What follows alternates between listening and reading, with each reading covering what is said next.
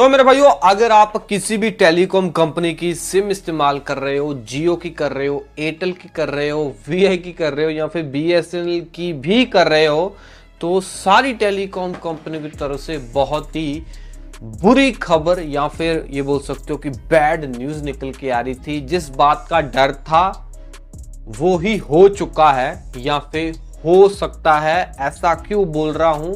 क्योंकि मेरे भाई, आप सबको पता ही है कि जो ईरान, अमेरिका और इजराइल के बीच में जो है ना तनाव वगैरह चल रहा है, उसके कारण ही ये असर जो है, वहां का असर हमारे इंडिया के ऊपर पड़ रहा है और भाई टेलीकॉम सेक्टर के ऊपर पड़ रहा है। ठीक है ना, एक बहुत बड़ा आउटेज हो सकता है।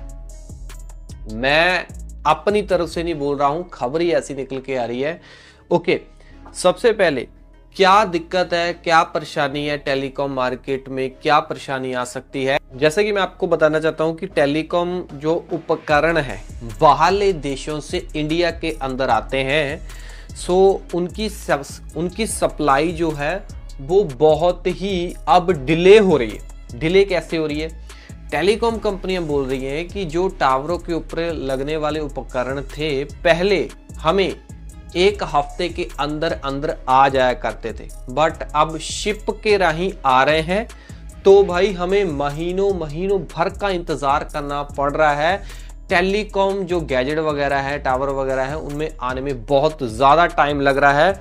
और इतना नहीं है, उन्होंने बताया है कि खर्चे भी ज़्यादा बढ़ गए हैं। इंपोर्ट एक्सपोर्ट वाला जो है सिस्टम महंगा हो गया है, इंश्योरेंस वगैरह के खर्चे बढ़ गए हैं। और इतना नहीं है, डिजिटल इंफ्रास्ट्रक्चर प्रोवाइडर एसोसिएशन ने सरकार को बताया है कि कई राज्यों के अंदर, जैसे कि उत्तर प्रदेश के अंदर, नोट कर लेना, अगर आप उत्तर प्रदेश के अंदर रह रहे हो या फिर महाराष्ट्र के अंदर रह रहे हो या फिर मध्य प्रदेश के अंदर रह रहे हो, सो इनमें क्या है, पेट्रोल पंपों के ऊपर टेलीकॉम कंपनियों को डिब्बे के अंदर है ना डीजल ले जाने के लिए सरकार ने मना कर दिया है। क्यों मना किया है?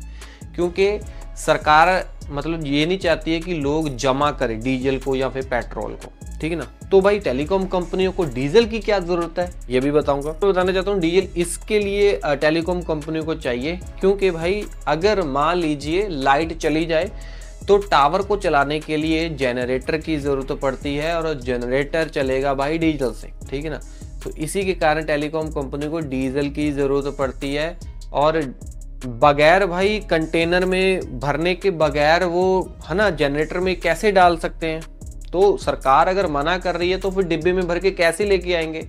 इसके कारण टेलीकॉम कंपनियों को काफ़ी दिक्कत आ रही है। ठीक है ना, और भाई उनको दिक्कत ये भी आ रही है कि कई राज्यों के अंदर, खास करके जो ग्रामीण क्षेत्र हैं, वहाँ पे 4 से 6 घंटे के बिजली के कट लग रहे हैं। ठीक है ना, और कट लग रहे हैं तो भाई जनरेटर चलाना पड़ेगा, और जनरेटर चलाना पड़ेगा तो डीजल की रिक्वायरमेंट होगी। तो भाई ये टेलीकॉम कंपनियां बोल रही हैं, हम जाएं तो जाएं कहाँ? एक तो बिजली के कट 4 से 6 घंटे के लग रहे हैं, हमें 24 आवर है ना मतलब कि नेटवर्क अपने ग्राहकों को प्रोवाइड करवाना है, वो भी ज़रूरी है। तो टेलीकॉम कंपनियां कहाँ जाए भाई? दोनों तरफ से मार खा रही है, दोनों तरफ से। ठीक है ना, सरकार की तरफ से जो पाबंदी है उसकी वजह से भी टेलीकॉम कंपनियां है ना प्रॉब्लम में है, और दूसरा भाई वो भी सरकार की वजह से ही है, मतलब कि लाइट नहीं आ रही है ग्रामीण क्षेत्रों में, वहाँ पे भी गड़बड़ चल रही है। और मेरे भाई इतना नहीं है, जैसे कि मैंने आपको पहले भी बताया था, ये नई बात नहीं है, अब और भी मुश्किल हो रही है, मतलब कि टावर बनाने वाली कंपनियों को मुश्किल हो रही है। सो एक टावर को पूरा तैयार करने में जो कंपनी है, वो जो प्रक्रिया करती है, उसके अंदर उनको एलपीजी गैस की ज़रूरत होती है, क्योंकि टावर को जंग से बचाने के लिए उसमें टावर को लिक्विड में डुबाया जाता है, और उस लिक्विड को, जो लिक्विड होता है, लिक्विड करने के लिए एलपीजी गैस की ज़रूरत पड़ती है, ताकि भट्टियों को चालू रखा जा सके। और एलपीजी की शॉर्टेज है, आप सबको पता है कि एलपीजी जो है वो अभी भी जो घरेलू लोग हैं उनको भी बहुत मतलब कि एक समय के हिसाब से मिल रहा है, महीने भर के बाद ही मिल रहा है। तो जो कमर्शियली यूज़ करना चाहते हैं, जिनको बल्क में चाहिए, उनको तो भाई अवेलेबल हो ही नहीं रहा है आसानी से। तो इसके कारण भाई जो टावर बनाने वाली कंपनियां हैं उनको भी दिक्कत आ रही है। सो कुल मिला के भाई बताया जा रहा है कि सबसे ज़्यादा दिक्कत महाराष्ट्र के अंदर आ रही है, ठीक है ना। सो मतलब कि टेलीकॉम कंपनियां और भाई जो टावर बनाने वाली कंपनियां सब ने भाई सरकार को अपील की है कि अगर ऐसा ही चलता रहा तो भाई आने वाले दिनों के अंदर जो हमारे कस्टमर हैं या फिर भारत निवासी हैं, जो भारत के अंदर रहते हैं, जो टेलीकॉम सर्विस यूज़ करते हैं, मेरे को पता है कि ऑलमोस्ट सभी लोगों के पास मोबाइल फ़ोन होता ही होता है, चाहे वो छोटा ही क्यों ना हो, कीपैड वाला क्यों ना हो, स्मार्टफोन तो होता ही है घर में एक बंदे के पास।